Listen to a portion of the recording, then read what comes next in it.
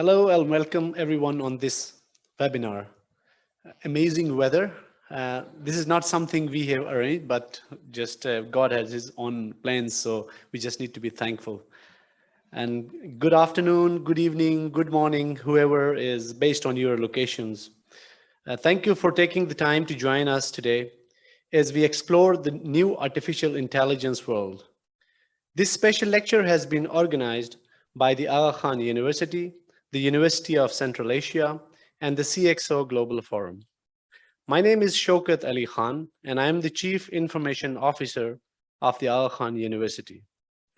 It is my privilege today to host Dr. Jassim Haji, President of Artificial Intelligence Group, an international expert, strategist, and researcher in artificial intelligence and digital transformation. I'm so happy to see leading CIOs, some of them, so thank you very much and welcome here at the Aga Khan University. And also I'm expecting few more friends and colleagues from our authorization bodies from Pakistan, like State Bank and then Special Technology Zone Authority. Dr. Haji has participated as a keynote speaker in over 300 technology conferences in the Middle East and Europe to cover the latest technologies such as artificial intelligence, cloud computing, big data, cybersecurity, and digital transformation. He has also published articles in relation to the above topics. Dr. Haji is a recipient of over 40 top Middle Eastern Technology Distinguished Awards.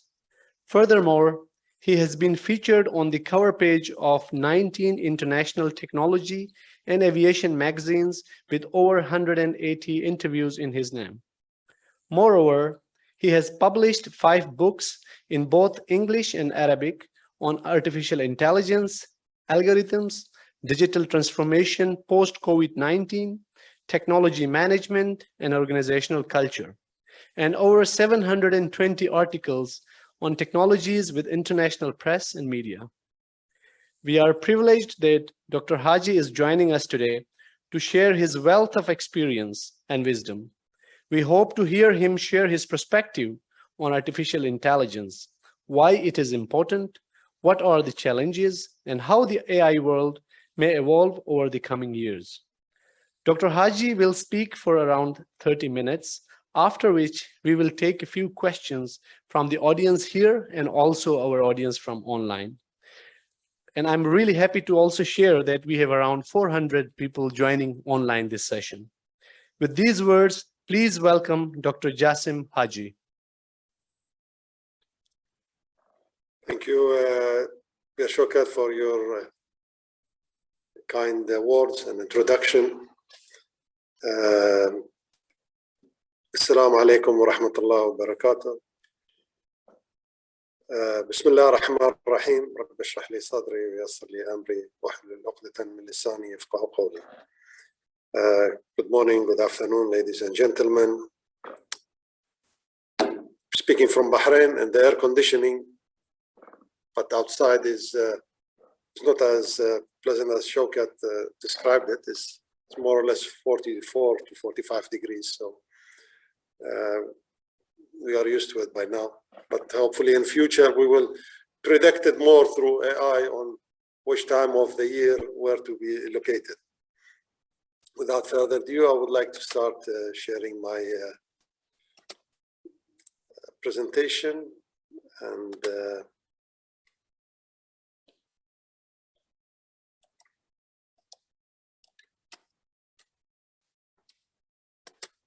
let me just give it another attempt.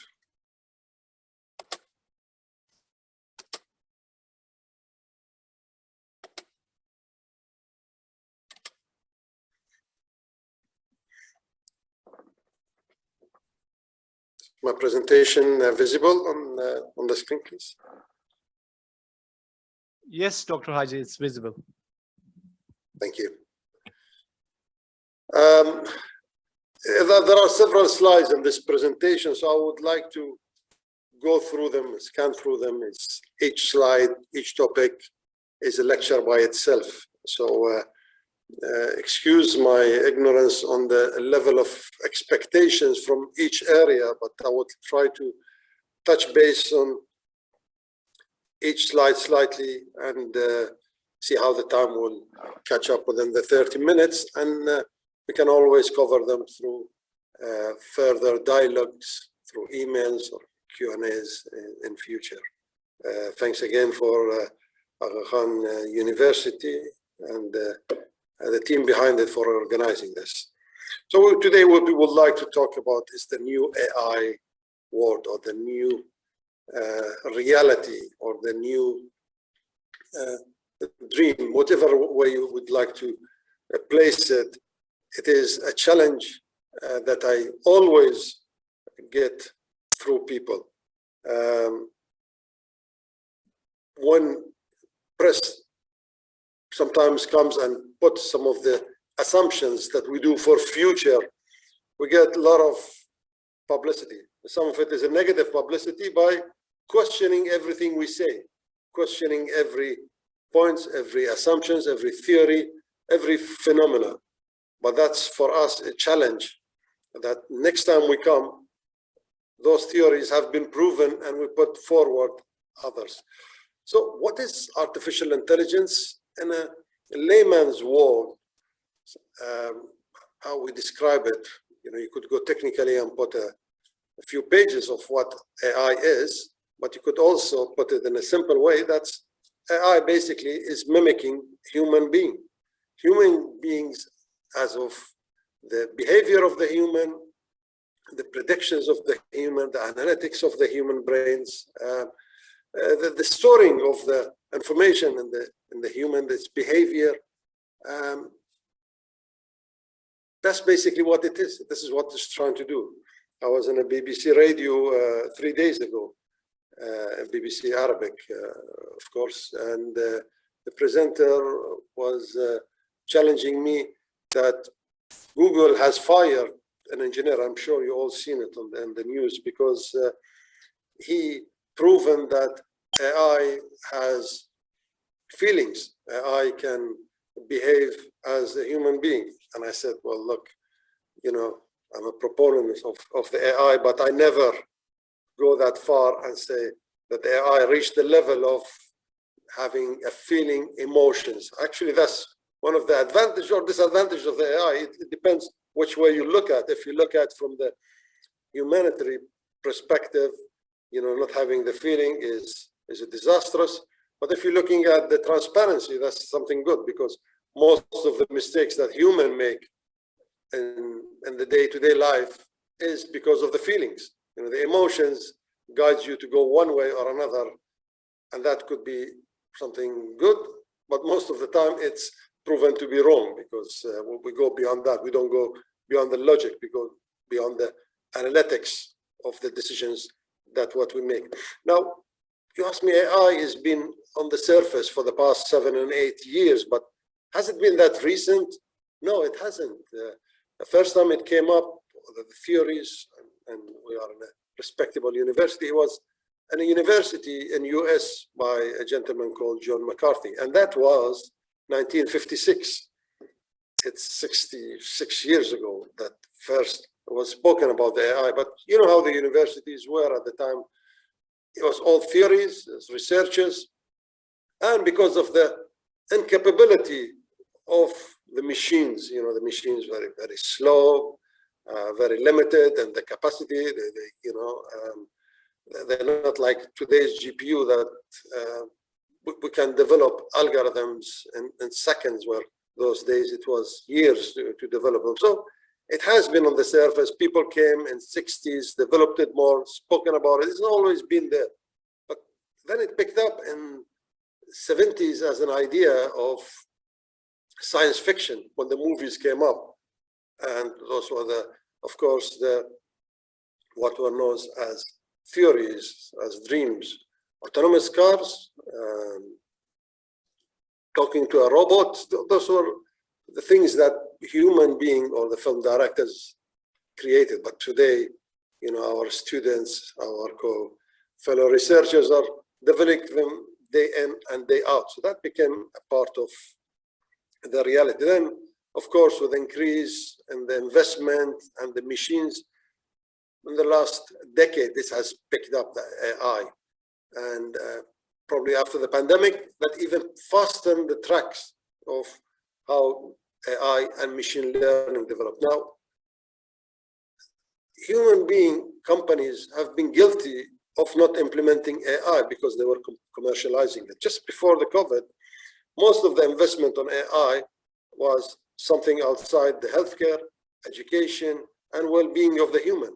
It was all to do with the researchers and the weapons and other parts that really brought up the business to the level that was expected. Now, pandemic shown that had there been researchers on the AI in the past few years, we would have saved many lives.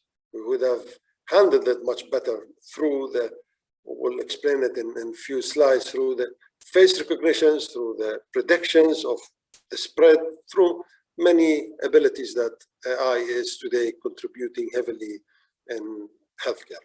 Now, these are the parts of the artificial intelligence, starting from machine learning, deep learning, and how do we do the NLPs, the neural networks, the algorithms that's come part of it, the virtual reality. They're all integrated, and AI, one way or another, is part of it. So starting very quickly, and I will not go through each of them because, as I said, the machine learning, deep learning are lectured by themselves. But machine learning is a part. This is where we differentiate AI from the automation, from the technology, and most of you are CIOs and understand the technology and automation. At the end of the day, it's a facility, in simple words, that provides human abilities to make decisions through the analysis of data and so on. But when we go to the machine learning, then it becomes a step higher, where human steps back and the machine makes the decisions. Now, the beauty of that is when the machine starts learning by itself. So it's unlike the traditional way of programming, that you put a data, you put this formula around it to program and get the expected results. And that consistently works the same way. So if you do the product and the programming today, and if you do it in 5 years, it will bring you up with the same results. And the machine learning algorithms that we put in place, it does the self-learning. So in 2 months or 3 months times, it has learned newer algorithms, it has learned newer ways to analyze it. And this is where we call it self-learning. Now the self-learning is done in a different categories, in a different way. So it starts with the first step of supervised learning, and then it goes to unsupervised, and then of course reinforcement, etc., which really gives the autonomy through the algorithms of AI to be able to enhance itself like a child that keeps growing and learning. The machine does that. And of course, this is all based on the initial algorithms that we put in place. So if we make wrong assumptions at the beginning, then the results and the learning will be based on the same things. And then we have the different types of learning, which is also called deep learning, and that goes based on the statistics collection of data, and there's a process that goes through it, which differentiates by itself from machine learning, and it depends on the development that we do. We decide between these two, whether we use the deep learning layers process or the machine learning. For instance, even the chatbot or the dialogue with the human, it could be done through the NLPs or the other ways. So end of the day, what is AI and what is the dependencies of AI? Many people, again, perceive it as being another layer of technology, but it is not. Technology is a part of it, and today a lot of development can be done by outsourcing it. But what is important is have people to do the algorithms, as I explained to to you just a few slides ago. And then the other part is the data. Now, AI machine learning without the data does not exist. So the data, it has to be categorized, it has to be very clean, tagged, so it is provided. So, and this is the problem that we are having in many organizations, where lack of data accuracy, the cleanness provides us with a lot of challenges. Now, imagine the data that we're going to have around us by 4 years from now, 2026, is going to be 19.2 zettabytes. And this is massive. For all of you who wonder what a zettabyte is, about 21 zeros in front of 19.2. That's the amount of data we're going to end up with. And it's a big challenge on what to do with it. How do we analyze it? Do we just, even keeping a data by itself is going to be a big challenge because of its security, because of the penetration to it. So keeping it is a problem, analyzing it is a problem, and producing it in a way that it is meaningful is a problem. So this is where AI and the data scientists come hand in hand to produce the entire solutions. So again, the data is not there just to be looked at the big data and formulating it or storing it. That's not what it is for. As far as AI is concerned, it goes and detects the patterns. Most of, for instance, the hackings that happens by today's AI hackers, which we will come to in a few slides, are as a result of the patterns that they look at. Most of the investments are done is because of the patterns, because you learn from the history. Human being does not go that far, does not analyze that far to be able to benefit from the patterns that we provide. And of course, by the doing so, it provides you with forecasts and predictions, which of course is the entire purpose of providing the AI in the fields of the finance and health, etc. Is always an early detection, is about early forecasting, is about planning for the future through AI prediction. So now, what do we do with all those tools that we have in hand? What are the applications of AI in our industry? Now, let us start by saying, what is the industry looking at? What does the statistics say in terms of machine learning, predictions, how the financial services are moving forward? And these are from the credible resources, so I don't claim that these are my statistics, but going back to Deloitte's and Forbes and McKinsey, they're putting up a lot of, and these are conservative predictions, by the way. If I show you some other ones, you'll be very surprised on the track of AI that will be moving from now until 2030 or even before that.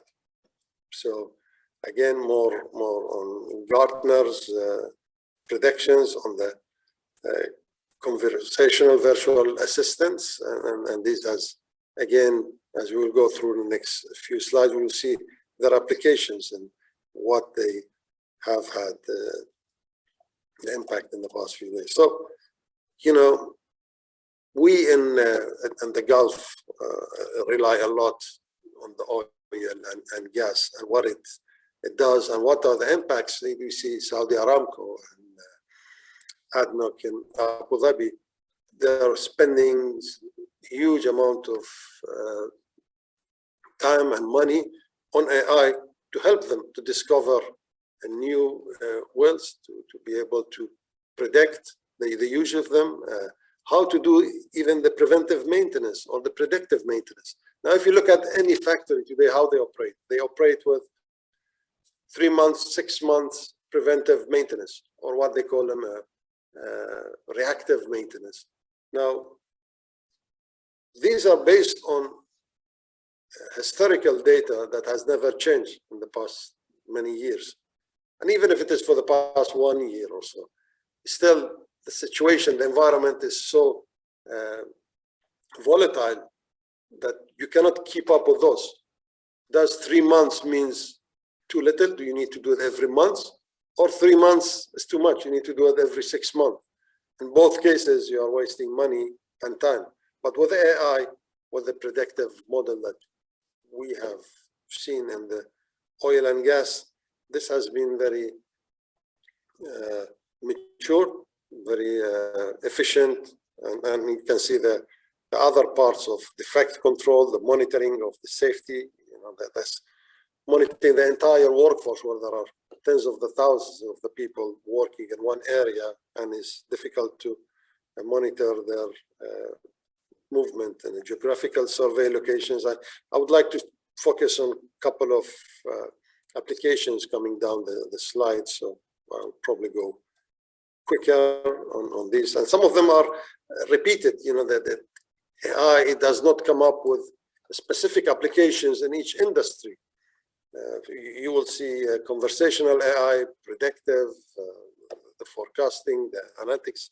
The computer vision keeps repeating from one area to another. Even, the lot of criminologies are going back to the AI concepts on how to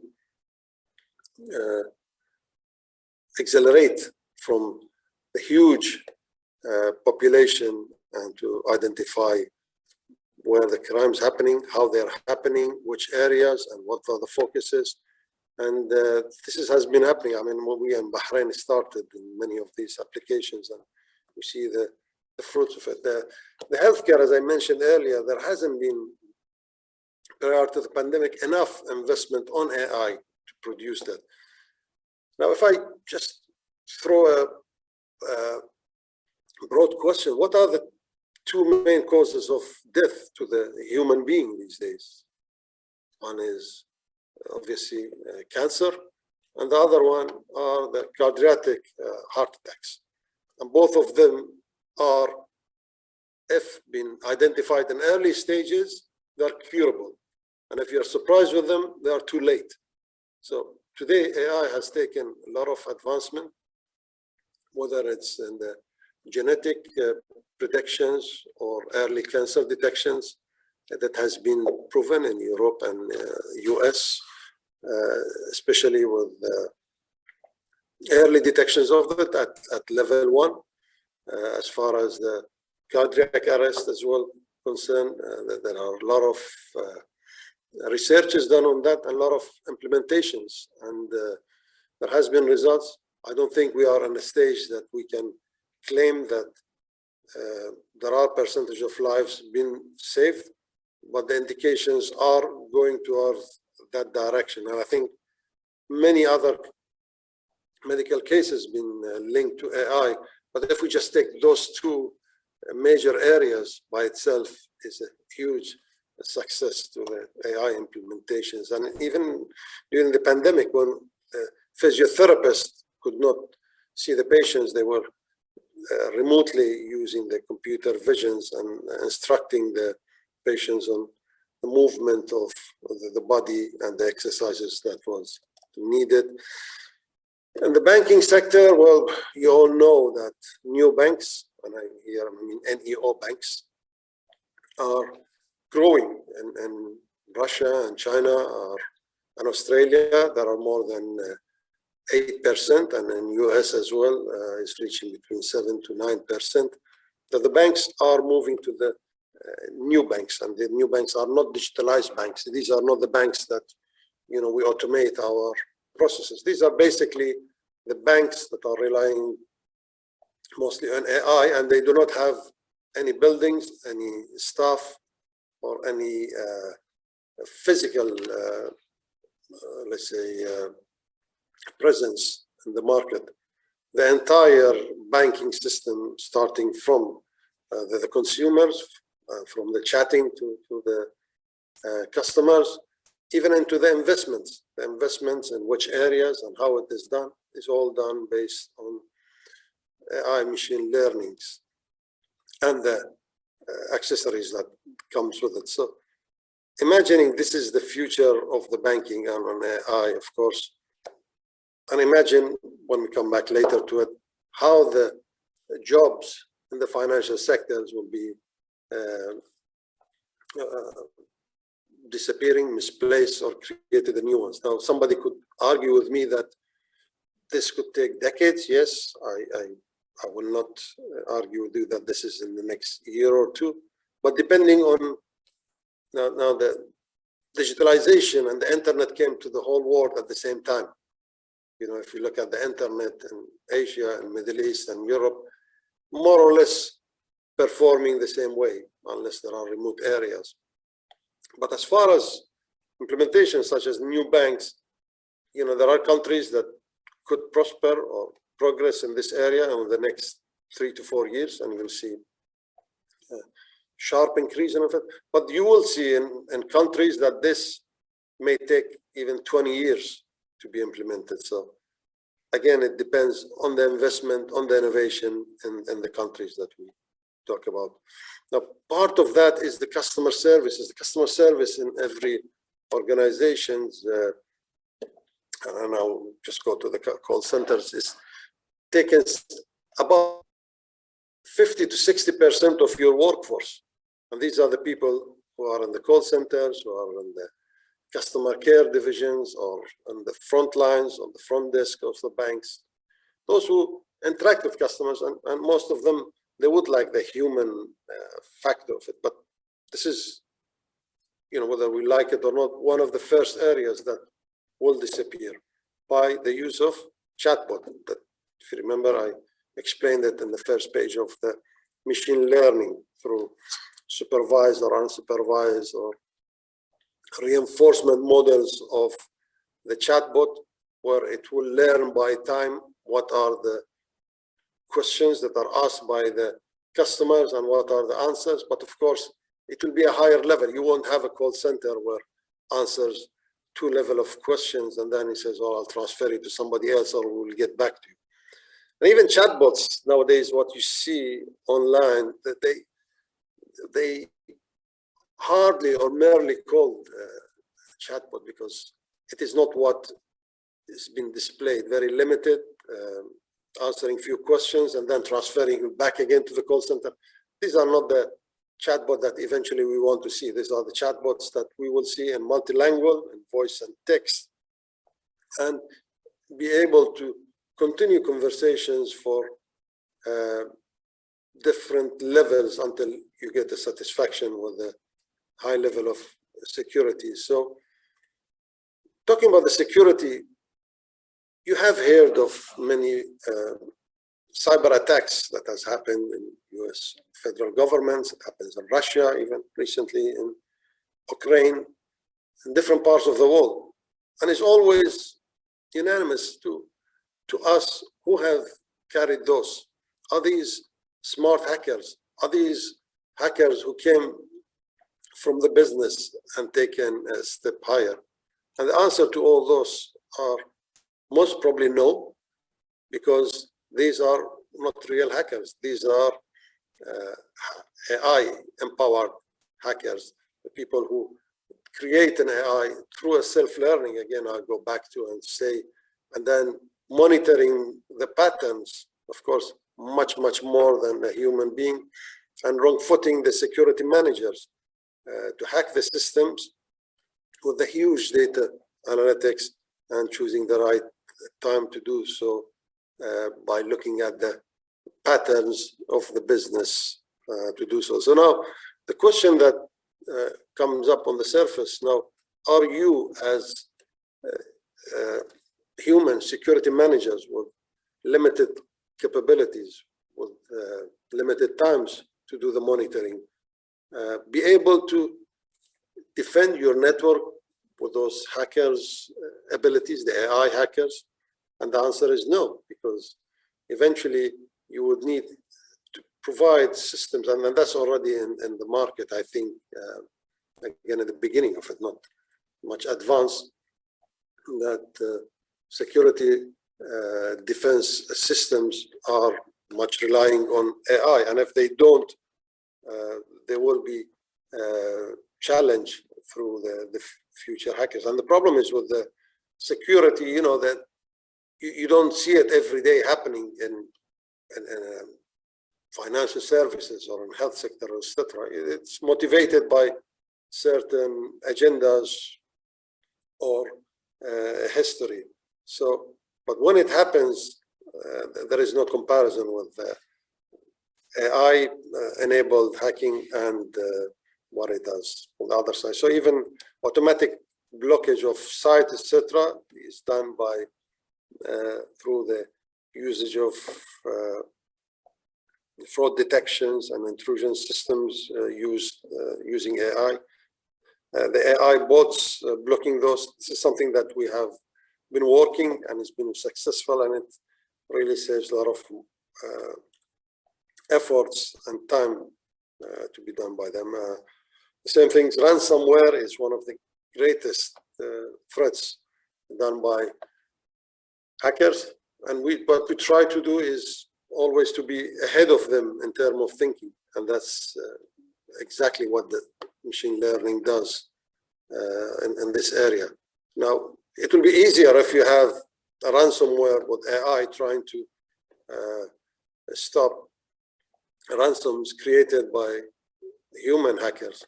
But if it is AI enabled, then you definitely need to work on that, challenging the attackers with every time an update happens. You know, how many times you looked at Microsoft and McAfee's rolling out patches or updates after the attack, post the attack, and this is always lagging the attackers. Well, with AI, we can be always through it. As I talked about the fraud detection, this is an area that really, you know, the fraud detectors in the banks, and correct me if I'm wrong, if people are from banking, it takes them, as per the statistics, sometimes between 2 months to 6 months to identify if those suspicious frauds are genuine or not. And at the end of it, you find over 80% of them, those are non-genuine. Now imagine the time that you spent, the time that you had to wait. If they were genuine, you know, what were you doing 2 to 6 months? They have done the damage. But with AI, that's examples, it brings it down to 2 to 3 minutes of detection from that side. We talked about the COVID and the facial recognitions again, and how it could have identified what we do in that area really early in advance. And aviations and touchless aviations, nowadays the fuel is going up.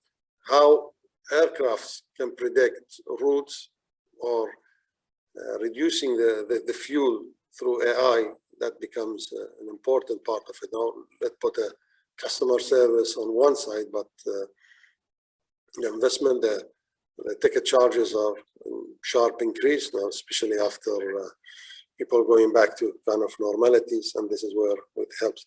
Education, really, that I wanted to touch, and I think is important for you, that, you know, what we've seen during the pandemic, the remote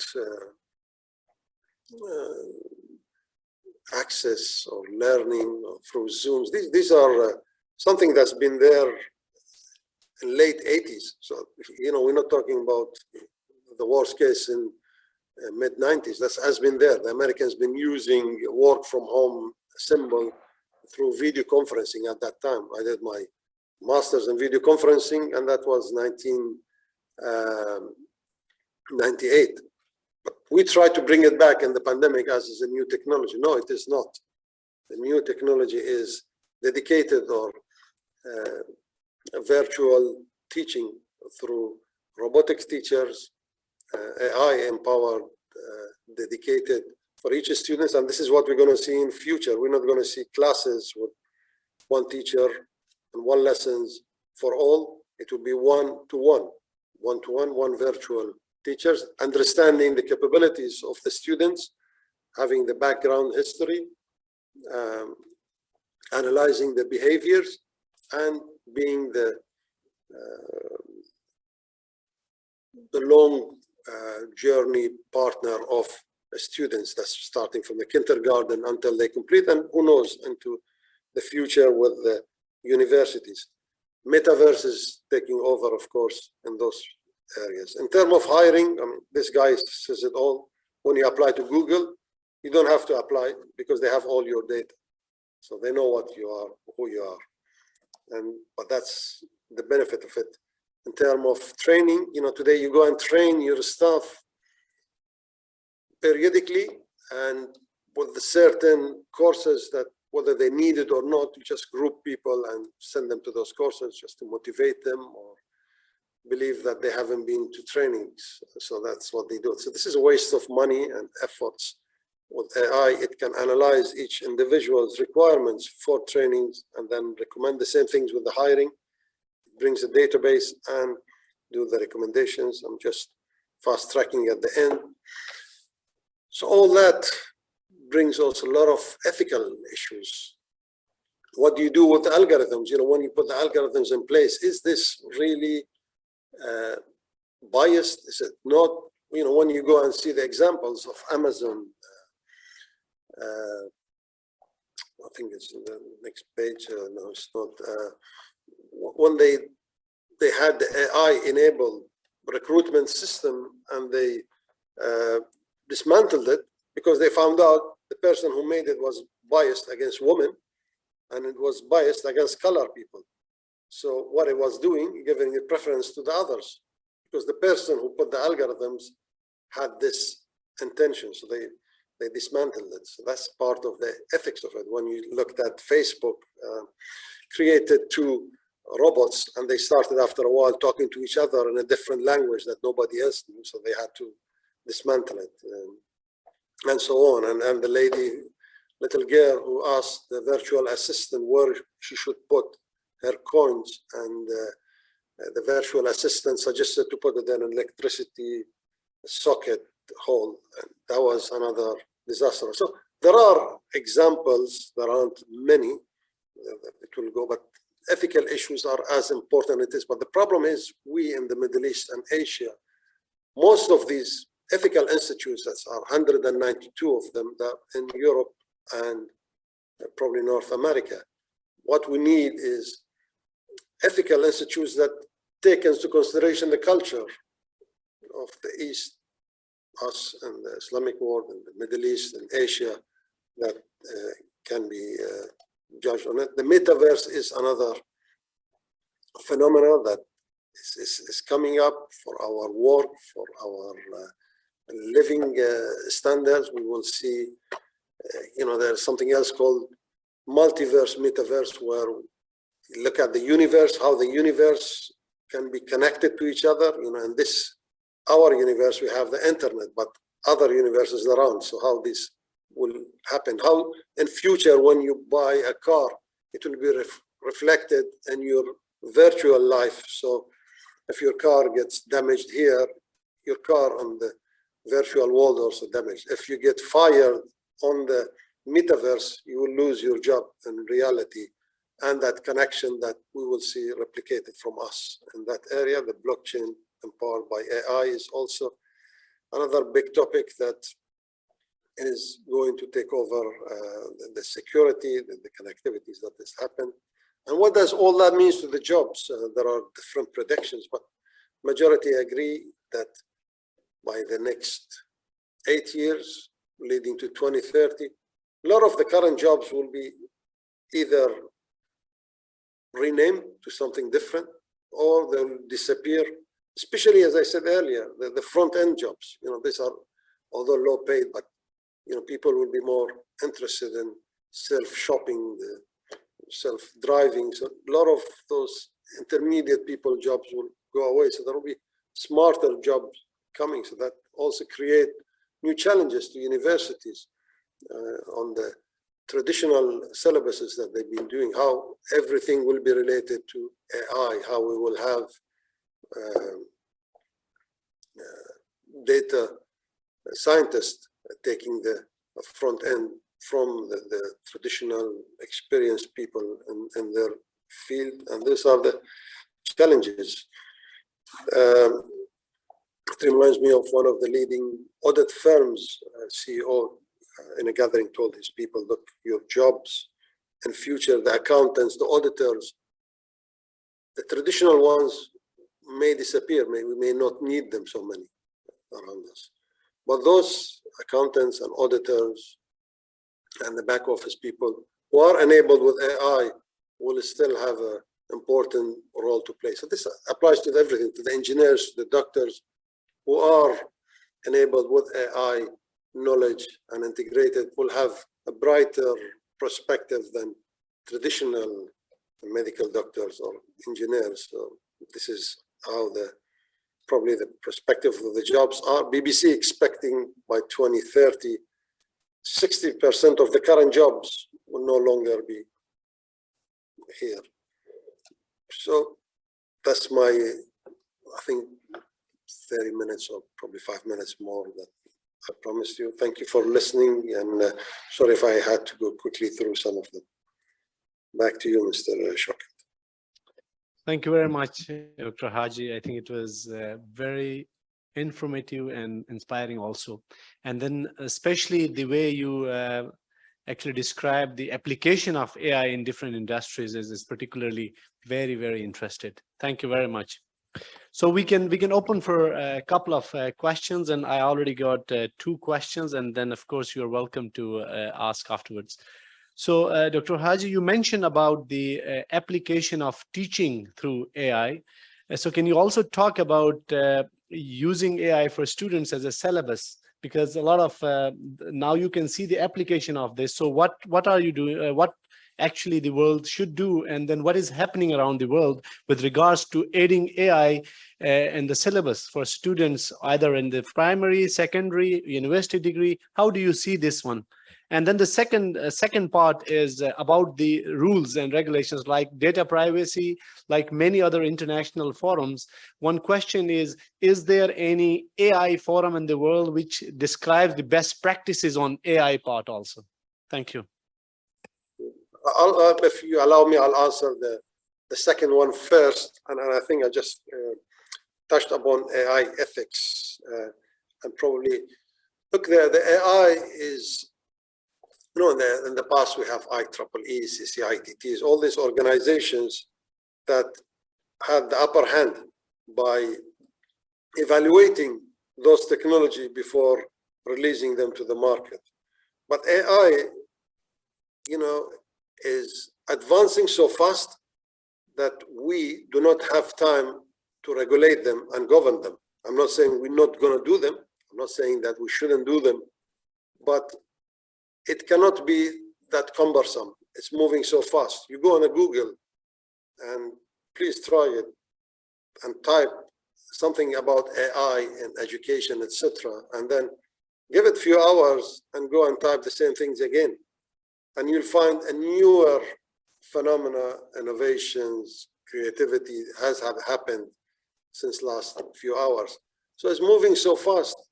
The governments can only complement them, but they cannot stop them. The security issues, the concerns are there, but don't forget, the difference is that in the past, you were programming the applications. With AI, is programming itself. So it's not you who in future will be programming to put regulations. And you cannot tell AI in future, once it gets to a level of programming itself, what is the regulation and what is not. You can put boundaries around the algorithms that you do, but that will be the problem. Going back to the syllabuses of the universities and the schools, before saying what are the syllabuses, I'll go back to saying how AI is self-creator. Because now in many schools, again, when I say many, I don't mean more than 5% of schools around the world, that the syllabuses, the creation of the syllabuses is done by AI. Now, it is not like we go and say what is the latest and we can put syllabuses in the schools, which usually, and I know in this part of the world, for instance, keeps changing probably every 2 years or more. because the books, the amount of work that is put in place is unpractical that you go and do them very frequently. But those schools that are relying on AI as an education, as a tuition, the AI keeps updating itself on the syllabuses every 2 to 3 months based on the data that is available. Because after all, it takes the latest that is happening around us, it takes them and it updates the syllabuses on what is being done in AI. So it cannot start by teaching you the basics and then continue doing this. The next level for grade 1 is not to, for instance, say there is, toys that it works with AI.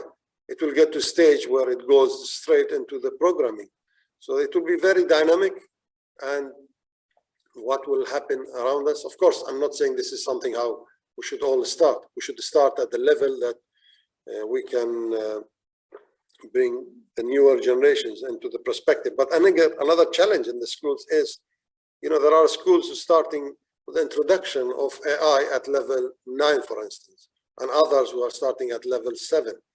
But the newer generations, the new students who are coming into the place, they don't expect to be taught about AI in grade 7 or 9. They are expecting that to be done in grade 4 or 5. We have programmers who are 9 to 13 years old. They're not going to wait till then to do it.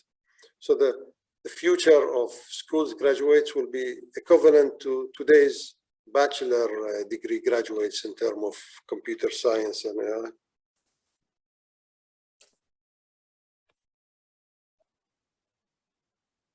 Thank you, Dr. Haji. It's very interesting. And I have a couple of questions here in the auditorium. So we will talk. What I would request is just introduce yourself in a very summarized way in one line, and then ask your question. So if somebody just give a mic to Nur Samad. Good evening, Dr. Jassim. My name is Nur Samad, and I'm CIO from House of Habib. I have a question in mind, because although you have given us a very in-depth presentation on the artificial intelligence, and we came to know the use cases and the business cases that you have shown in your presentation. If I talk about 24 years ago, when I started my career, I saw organizations focusing more on business process re-engineering. They tend to re-engineer their business processes. And then afterwards, it was followed by the implementation of ERP. At that time, I used to be with Siemens, who was the leading ERP provider in Pakistan.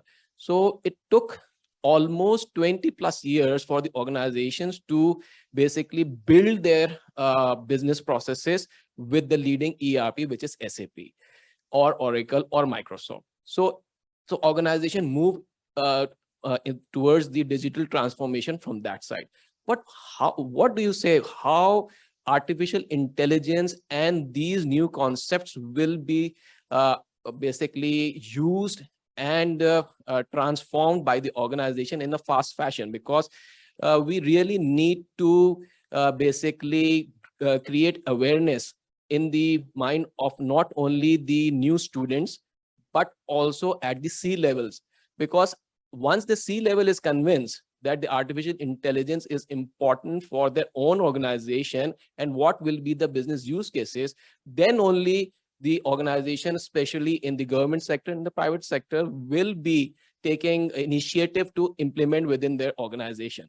Otherwise, that will not happen. So what organization like, for example, Aga Khan, if they plan to build upon their own platform by training not only students, but also to the C levels of different organizations, will that really bring a change within the organization and at the country level with respect to artificial intelligence in Pakistan? Well, very interesting question, and very true. And when you talked about business processes and transformations in the ERP level, and let me just comment on that before I come to the last part of it. And please don't get me or perceive me as an anti-human and pro-machine.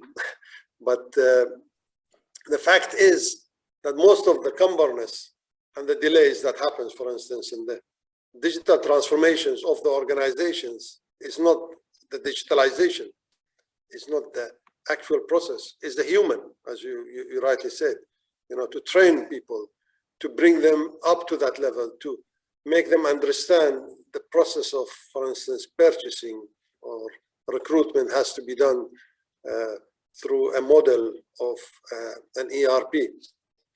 Now, the newer organizations, as I have, for instance, given an example of new banks or education or healthcare, will have less of that problem. So that's why it will be more efficient, because you will have less of people and more of machines to deal with when it comes to the transformation. Because if many of those tasks are done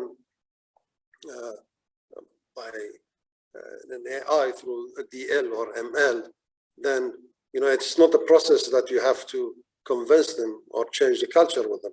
The change of culture that has always been a cumbersome or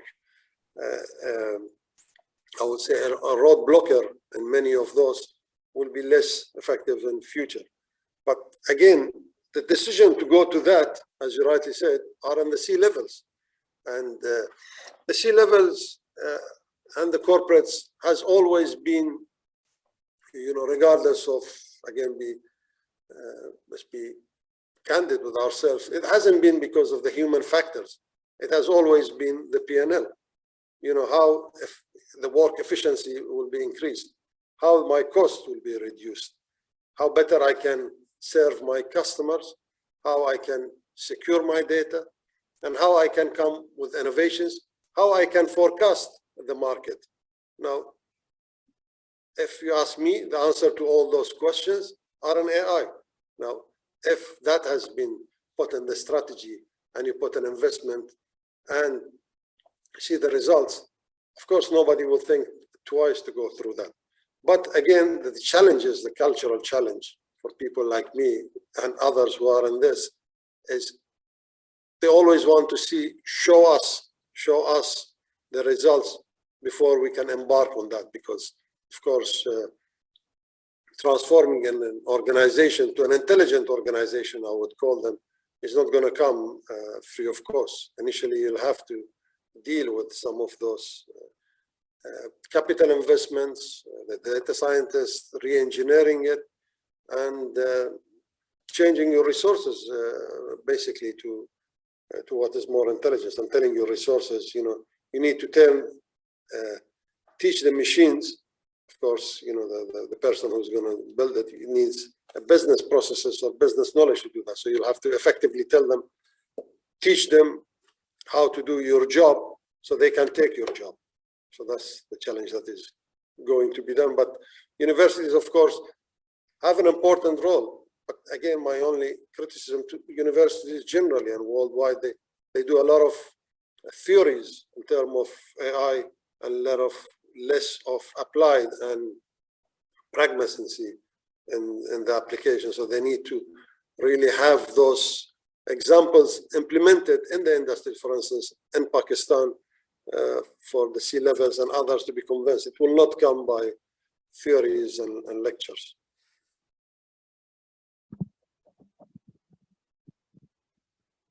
So I have a question. My name is Salim Sayani. I am Director for Digital Health and Innovations at AKU.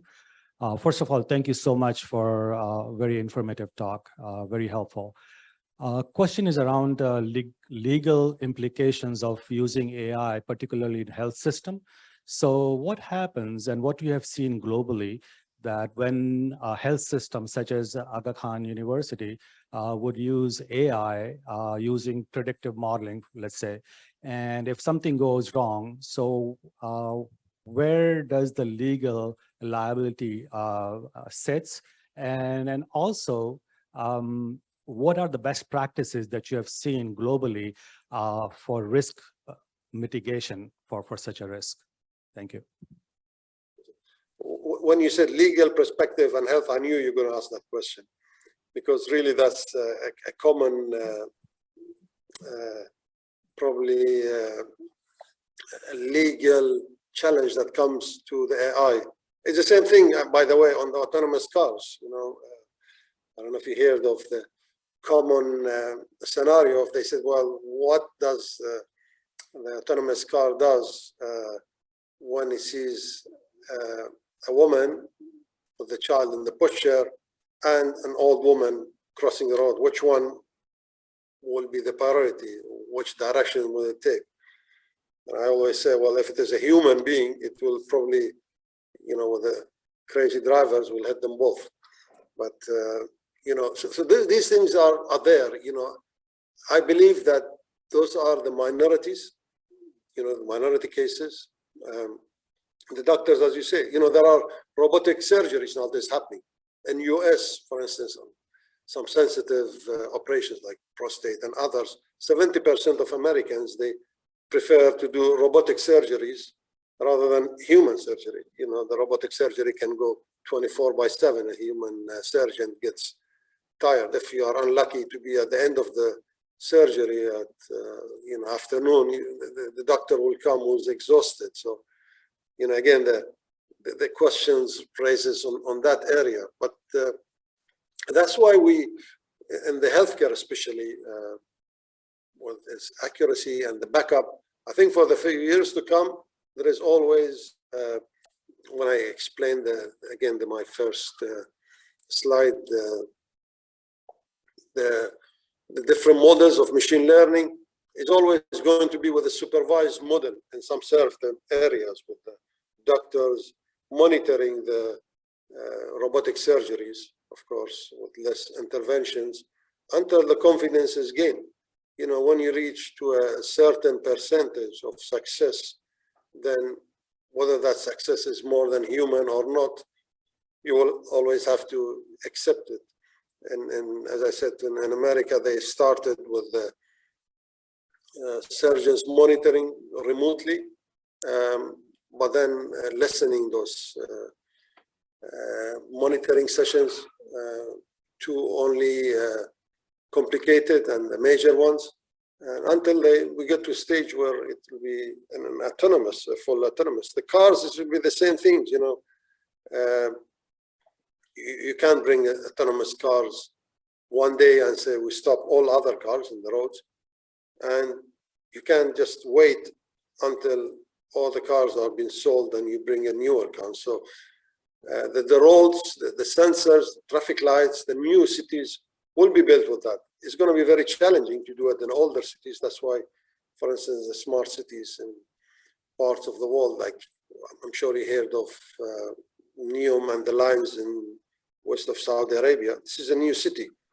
So it's going to be much easier to build the city with sensors connected through 5G, through Internet of Things, IoTs, through edge computing, where the cloud computing will be replaced by edge computing, because now you need more or closer interactions between the sensors and the cloud and the storage. You can't let them travel with the delays to come back and the risk of connectivity. So the connectivity, the 5Gs, the edge computing, these will be an important part of it. Without those, you cannot just put an AI and expect that to function without having a solid infrastructure behind it. Thank you very much, Dr. Haji. I know that our time is up, but do you have 5 more minutes? Because I'm having so many questions, but I just want to take 2 more questions. Is that okay? Yeah, sure. Shaukat. First of all, Dr. Jassim, thank you very much for a fantastic lecture, and thank you to our CIO for organizing this for us. My name is Zainab Samad, and I'm the chair of the Department of Medicine here at the Aga Khan University. My question to you is really a simple one, and it's, has any work been done on predicting the carbon footprint and impact of AI and AI transformation of industries in the future? thank you for that question. As you know, there is environmental carbon-free that is imposed to all countries by 2050, and especially the countries of who are the producers of energy, if you like.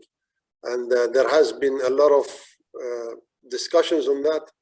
And I think we had a regional summit on environment a few weeks ago here. And then there were a lot of innovations spoken about, but in every topic, I could see AI is more advanced than what the solutions have been put in place. So we challenged, honestly,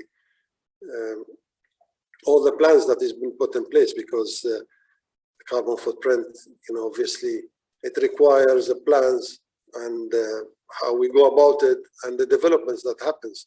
And that without the data and having the data and being analyzed through machine learning was not possible. I have not seen them implemented specifically, but there are a lot of researches and proposals that's on the table, to be honest. Thank you, Dr. Haji. There's one last question. This is from Ijlal Jaffrey, who is the group CIO of Martin Dove, a pharmaceutical company.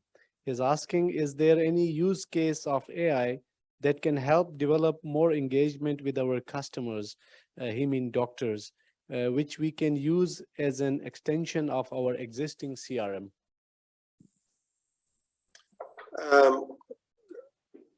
Conversation with the doctors, sorry, that's in terms of, you mean the feedback by the doctors, I assume, on the prescriptions, etc. Is that what I understand from? Yeah, exactly. The communication with the doctors on both ways, right? Yeah, that is if doctors needed in future to put feedback to pharmaceutical, by the way, a lot of development of vaccines that happened during, I don't know if you know or not, the COVID, they used, especially in US, artificial intelligence.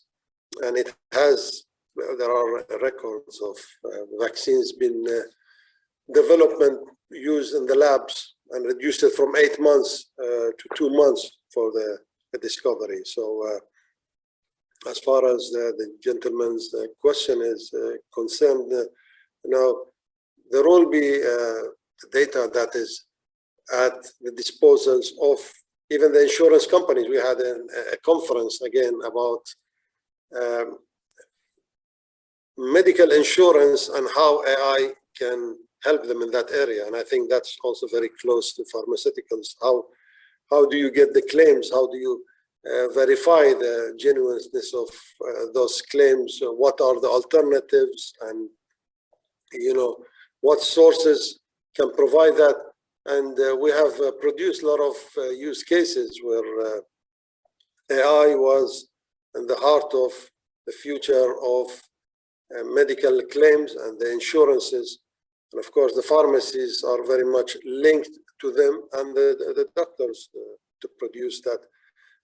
I wouldn't say that will be through conversational AI, that can be a part of it when there is the dialogue, because even the advisory or the consultancy of the doctors now is done through the chatbots, where you have the data and the customers or patients can have that robotic conversation at level 4 of what I explained in the machine learning. And the same things will be applied to the pharmacies. Thank you very much, Dr. Haji. It's very interesting, and it shows the interest of AI around some of the participants. Actually, I was just looking at my WhatsApp, and then I already received 3 requests. One from Bishkek, from Kyrgyz Republic, Ministry of Education. They are requesting your presence in their World Rector Forum. Of course, I'm going to ask you afterwards that they want you to come and then talk there on AI in the education sector. Another one, the Radiology Forum in South Africa. they want you to talk in South Africa on AI in radiology. And then from Pakistan, I just received the message from ISACA. I think it's a security forum in Yes. Pakistan. They want you to speak in Pakistan. So, Dr. Haji, you can see the interest, and of course, we all have been hearing, and we all would love to hear a person like yourself with so much wealth of knowledge and experience in this field. So, thank you very much for all your insights and your time. Thank you very much. Thank you very much. Thank you all for listening, and it was a pleasure being part of it. A Pleasure. recording of this lecture will be available on the YouTube channels shortly after this one, with our partners, including the Aga Khan University, the University of Central Asia, and then the CXO Global from their websites and their YouTube channels. Our sincere thanks and appreciations once again to Dr. Jassim Haji for your time today, and also thank you very much all the respected guests here on the front row, and all of my colleagues who have joined us, and all our participants who are on actually online and then very interested and asking many questions. I'm really sorry I cannot take all your questions because we had limited time, but I hope that this lecture was beneficial for your understanding. So thank you very much, everyone, and have a very nice afternoon. We have some program for our guests, so please just wait, and then the rest, thank you very much. There is some tea and some snacks outside for you. Thank you.